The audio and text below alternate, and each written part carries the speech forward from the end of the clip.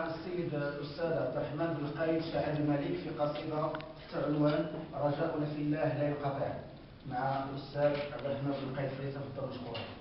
شكرا. رجاؤنا في الله لا ينقطع هي قصيدة للاستسقاء، وما أثار انتباهنا هو تقدم وليلات وخديجة الأميرة الجديدة الموكب للاستسقاء. فهؤلاء صبية يعني أتوا يتضرعون إلى الله سبحانه وتعالى لكي يغيثنا، لأننا في أشد وأمس الحاجة إلى الماء، لأن كل شيء حي من الماء.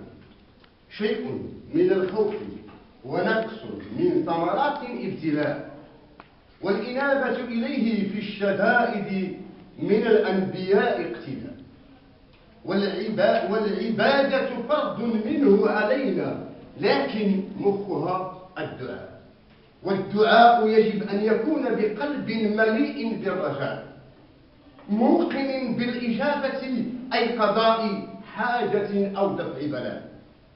وأشد الابتلاء منه المؤمنون وأكثرهم الأنبياء، فاللهم لا تجعلنا نكل ولا يصب دعاءنا الإعياء.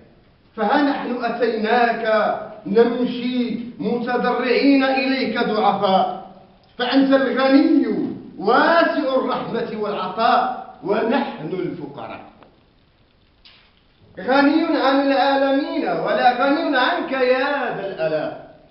يتقدمنا الحسن وخديجة من فاطمة الزهراء، بأمر من ملك كريم يا من يؤتي الملك من يشاء.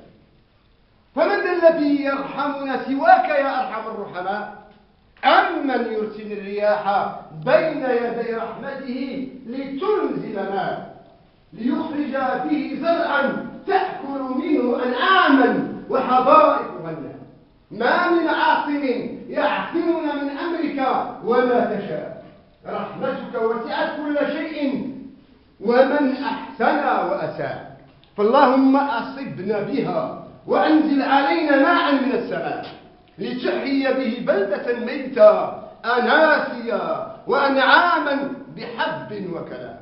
يا من يشيب المضطر إذا دعاه ويجعلنا في الأرض خلفاء، اسقنا غيثا نافعا بجاه محمد وآل بيته الكرماء، وأمن بلادنا من الخوف واجعلنا فيها أمناء، واحفظنا وأمير المؤمنين والأميرات والأمراء. بالقيد عبد الرحمن شاعر الملك، جماعة عبد الصباح.